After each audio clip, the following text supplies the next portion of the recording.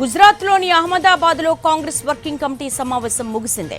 Future road map, కీలక జాతీయ సమస్యలు, వ్యవస్థాగతంగా పార్టీ బలోపేతం, వచ్చే ఎన్నికలకు సిద్ధం కావడం లాంటి అంశాలపై సిడబ్ల్యూసీలో చర్చించారు.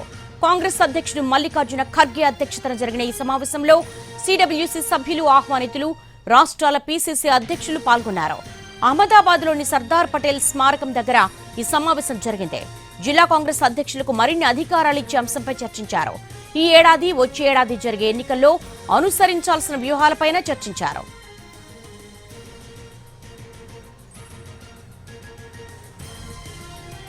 సిడబ్ల్యూసీ సమావేశంలో తెలంగాణలో అమలు చేస్తున్న పథకాలపై ఎలాంటి చర్చ జరగలేదన్నారు మంత్రి ఉత్తమ్ కుమార్ రెడ్డి. విస్తృత స్థాయి సిడబ్ల్యూసీ సమావేశంలో దేశ రాజకీయాలు, ఆర్థిక అంశాలు, సామాజిక విదేశీ విధానాలపై చర్చ చేసి తీర్మానాలను ఆమోదించినట్టుగా తెలిపారు. అలాగే పార్టీ బలోపేతంపై సుదీర్ఘ చర్చ జరిగిందన్నారు.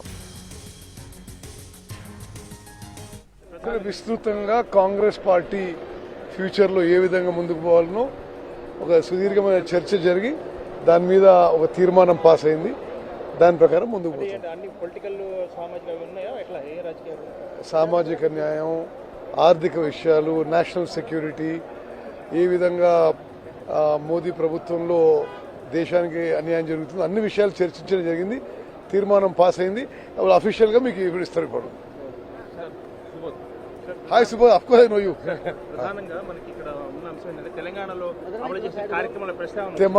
తెలంగాణలో అమలు చేసే కార్యక్రమాల గురించి ఏం ప్రస్తావన రాలే.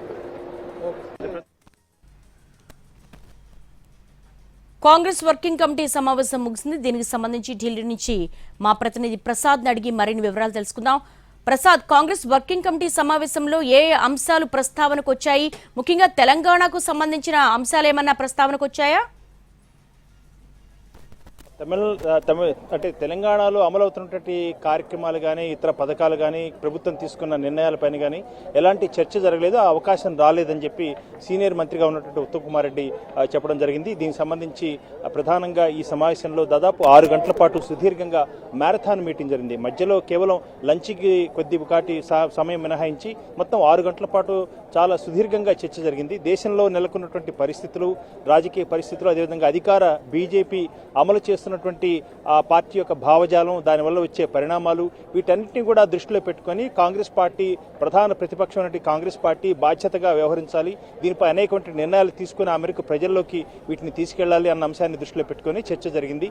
రాజకీయ, ఆర్థిక, సామాజిక, విదేశీయంగ విధానం, వీటన్నిటిని కూడా స్థూలంగా దేశ భద్రత, వీటన్నిటిపై కూడా చర్చ జరిపి కొన్ని నిర్ణయాలు తీసుకున్నారు. ఆ నిర్ణయాలను పూర్తి స్థాయిలో ఇక్కడ ఈ సిడబ్ల్యూసీ సమావేశంలో కేవలం సిడబ్ల్యూసీ కాంగ్రెస్ వర్కింగ్ కమిటీ సభ్యులే కాకుండా విస్తృత స్థాయి సమావేశం జరిగింది. ఈ సమావేశంలో మామూలుగా సిడబ్ల్యూసీ సభ్యులతో పాటు పీసీసీ అధ్యక్షులు, ముఖ్యమంత్రులు, మాజీ ముఖ్యమంత్రులు, అదేవిధంగా సిఎల్పీ లీడర్లు, వీరంతా కూడా ఈ సమావేశంలో పాల్గొన్నారు. దాదాపు 250 మంది పైగా పాల్గొన్నటువంటి ఈ సమావేశంలో కొన్ని కీలకమైనటువంటి నిర్ణయాలు తీసుకొని వాటిపై చర్చించి వాటిని తీర్మానం చేసి ఆమోదించడం జరిగింది. అయితే ఈ తీర్మానాలను సుదీర్ఘంగా విస్తృత స్థాయిలో, మరింత విస్తృత స్థాయిలో దేశవ్యాప్తంగా ఉన్నటువంటి కాంగ్రెస్ పార్టీ ప్రతినిధులు, వారినే ఏఐసీసీ సభ్యులు అంటారు, వారంతా కూడా దాదాపు 1200 మంది పైగా ఉన్నారు. వారంతా కూడా రేపు జరగబోయే సమావేశంలో వాళ్ళు పాల్గొంటారు. ఈ సిడబ్ల్యూసీలో తీసుకున్నటువంటి ఈ విస్తృత స్థాయి సిడబ్ల్యూసీలో తీసుకున్నటువంటి నిర్ణయాలను ఆ ఏఐసీసీ సభ్యుల ముందుంచి ఈ నిర్ణయాలను ఈ రకంగా చర్చించి ఈ రకంగా ఆమోదించాము, వీటిపై మీ ఆమోదాన్ని కోరుతున్నామని చెప్పి ప్రతిపాదించడం,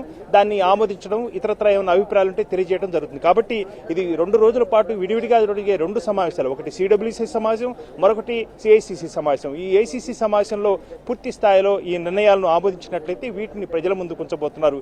రాజకీయ అంశాలకు సంబంధించి కాంగ్రెస్ పార్టీ యొక్క దృక్పథం ఏ రకంగా ఉంది అన్న అంశాన్ని ప్రజల ముందుకు తీసుకురావాలన్న ఉద్దేశంతో ఈ రకంగా గుజరాత్లో ఈ అహ్మదాబాద్లో చాలా కీలకమైనటువంటి సమావేశాలు నిర్వహించడం జరిగింది. దీనికి చాలా ప్రత్యేకత కూడా ఉంది, చాలా ప్రాధాన్యత కూడా ఉంది అని కాంగ్రెస్ పార్టీ ఇప్పటికే చెప్పింది. 150వ జయంతి సర్దార్ వల్లభాయ్ పటేల్ జయంతితో పాటు మహాత్మా గాంధీ 100 ఏళ్ల క్రితం ఆయన పార్టీ అధ్యక్షుడిగా, కాంగ్రెస్ పార్టీ అధ్యక్షుడిగా ఆయన ఆధ్వర్యంలో ఏఐసీసీ సమావేశాలు కర్ణాటకలోని బెల్గాంలో జరిగాయి. కాబట్టి ఆయనకి జ్ఞాపకార్థం, ఆయన స్మారకంగా ఈ రకంగా అహ్మదాబాద్లో ఆయన సొంత జిల్లా అంటే 2 పూర్తి స్థాయిలో అటు మహాత్మా గాంధీ, అదేవిధంగా కాంగ్రెస్ పార్టీ రాజకీయ దిగ్గజం ఉక్కు మనిషి సర్దార్ వల్లభాయ్ పటేల్. వారిద్దరిని స్మరించుకుంటూ, వారు గత ఘన చరిత్రను మనం స్మరించుకుంటూ స్ఫూర్తితో మనం అంతా కూడా ముందుకెళ్లాలి అన్న అంశాన్ని దృష్టిలో పెట్టుకుని కాంగ్రెస్ పార్టీకి ఒక సందేశం ఇవ్వాలనే ఉద్దేశంతోనే ఈ సమావేశాన్ని ఏర్పాటు చేసుకున్నారు. చాలా సుదీర్ఘంగా చర్చలు జరిగాయి. ఈరోజు వీటిపై విస్తృత స్థాయిలో రేపు చర్చించి ఏ అంశాలపై ఎలాంటి నిర్ణయాలు తీసుకున్నది రేపు విపులంగా చెప్పే అవకాశం ఉంది. మరికొద్ది సేపట్లోనే మీడియా సమావేశంలో కూడా ఈ కాంగ్రెస్ వర్కింగ్ కమిటీ సమావేశంలో ఏ అంశాలపై విస్తృతంగా చర్చించారు, నిర్ణయాలు తీసుకున్న అంశాన్ని కొద్దిసేపట్లోనే మీడియాకి తెలియజేసేందుకు ప్రయత్నం చేసే అవకాశం ఉంది. మరికొద్దిసేపట్లోనే మీడియా సమావేశం కూడా ప్రారంభం కాబోతుంది. ప్రసాద్, సిడబ్ల్యూసీ సమావేశంలో తెలుగు నేతలకు ఎవరికి కూడా మాట్లాడే అవకాశం ఎందుకు లభించలేదు? 10 ఏళ్ల తర్వాత తెలంగాణలో అధికారంలోకి వచ్చింది కాంగ్రెస్. అది ప్రధానంగా కేవలం ఏ ఒక్క రాష్ట్రానికో ఏ ఒక్క ప్రాంతానికో సంబంధించిన అంశం కాదు. జాతీయ పార్టీగా ఇప్పుడున్నటువంటి పరిస్థితిలో భారతీయ జనతా పార్టీ అధికారంలో ఉన్నటువంటి భారతీయ జనతా పార్టీ తన భావజాలను ఏ రకంగా చాలా గుట్టుగా, చాలా పగడబందీగా, చాలా వ్యూహాత్మకంగా అమలు చేస్తుంది. దీన్ని అడ్డుకోవాల్సి ఉంది.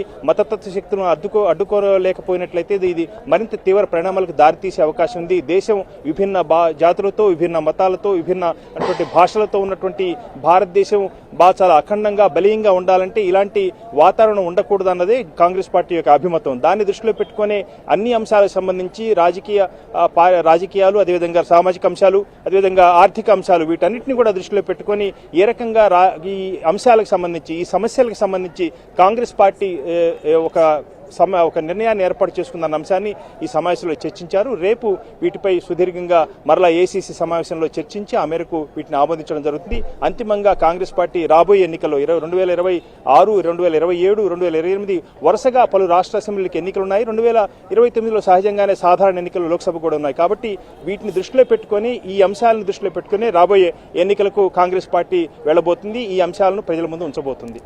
All right Prasad, thanks for the live updates. CWC సమావేశం ముగిసింది. ఆ పార్టీ జాతీయ ప్రధాన కార్యదర్శి కేసీ వేణుగోపాల్ మీడియాతో మాట్లాడుతున్నారు. లైవ్ చూద్దాం. After the in-between, Madam CPP Chairperson and former Congress President Rahul Gandhi will also intervene in this meeting.